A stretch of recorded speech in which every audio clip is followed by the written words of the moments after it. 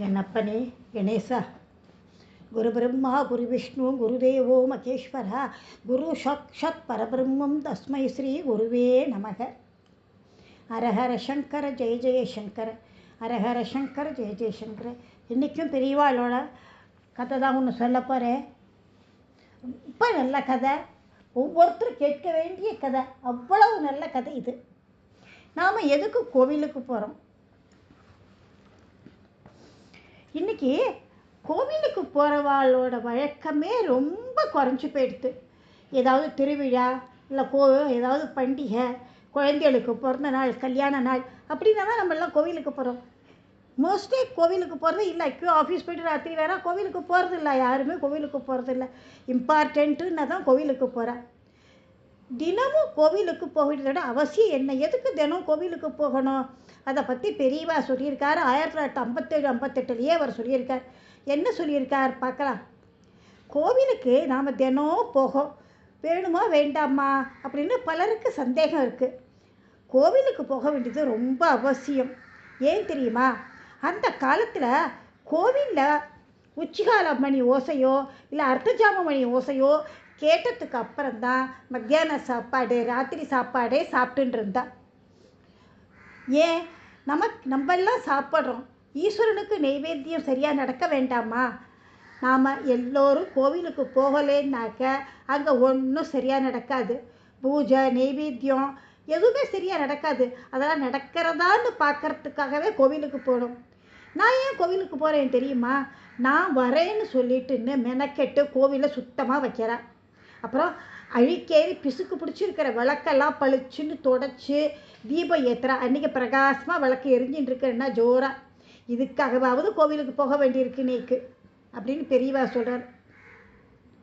நம்ம ஊரில் இருக்கிற கோவிலில் பூஜை, நெய்வேத்தியம் சரி வர செய்கிறாளா அப்படின்னு கவனிக்கணும். நம்ம ஒவ்வொருவரோட கடமை அது. கோபுர தரிசனம் தினப்படி செஞ்சாலே போரும், வாஸ்தவம்தான். ஆனால் கோவிலோட பணிகளை சரியாக நடக்கிறதா அப்படின்னு பார்க்கணும். அது ரொம்ப முக்கியம் இல்லையா? ரொம்ப சூட்சமான தர்மங்களை எல்லாம் நம்ம மறந்துட்டோம். ஈஸ்வரனுக்கு அழுக்கு துணி கட்டவே கூடாது. சுத்தமான துணியாக இருக்கான்னு பார்க்கணும் முதல்ல. இப்போல்லாம் ஒவ்வொரு ஊர்லேயும் கோவிலில் ஈஸ்வரனுக்கு துணி கட்டியிருப்பா, வேஷ்டி கட்டியிருப்பா. அதை பார்த்து எல்லாம் அப்படியே பிசுக்கு பிடிச்சிருக்கோம். அதெல்லாம் கூடாது. நம்ம என்ன பண்ணலாம்? இதுக்காக ஒரு தர்மத்தை செய்யலாமே. நல்ல ஆடை, தூய ஆடை ஈஸ்வரனுக்கு சாத்தும்படி செய்யலாமே. அது ரொம்ப கஷ்டமான வேலை கிடையாது. வஸ்திர தானம் பண்ணலாம். ஈஸ்வரனுக்கு வஸ்திரம் வாங்கி கொடுக்கலாம். அநேக தர்மங்கள்லாம் இருக்குது. கஞ்சி பண்ணி ஊற்றுவா, பண உதவி செய்கிறது, அன்னதானம் செய்கிறது, இதெல்லாம் தர்மந்தான். ஆலய பூஜை குறையாமல் இருக்கிறதா எப்படி கவனிக்கணும். ரொம்ப விசேஷம் அது. ஆலயம் சுத்தமாக இருக்கணும். விளக்கு கம்பல்சரி, தீபம் சுடர விட்டு எரியணும். ஒவ்வொரு ஊரிலும் ஆலயங்கள் எப்படி இருக்கின்றன அப்படிங்கிறத ஊர் ஜனங்கள்லாம் கவனிக்கணும். நம்ம ஊரில் கோவில் சரியாக நடக்கிறதா, பூஜை சரியாக நடக்கிறதா கோவிலில் அப்படின்னு நம்ம அது பொதுமக்களோட டியூட்டி. அது இப்படியெல்லாம் நிறைவாக இருந்தாலே போகிறோம். ஏராளமான ஆஸ்பத்திரி ஏற்படுவதனால் நமக்கு என்ன சௌரியம்? அதே சௌரியம் நாம் கோவிலுக்கு பண்ணுறதுனால கிடைக்கும். இந்த கடமைகளை நம்ம மறக்கவே கூடாது. ஆலயத்துக்கு கம்பல்சரி போகணும். தினமும் உங்களால் முடிஞ்ச பக்தி ஸ்லோகங்களை நம்ம பாராயணம் செஞ்சுட்டே இருந்தோம்னாக்க நல்ல நன்மைகள்லாம் உண்டாகும்.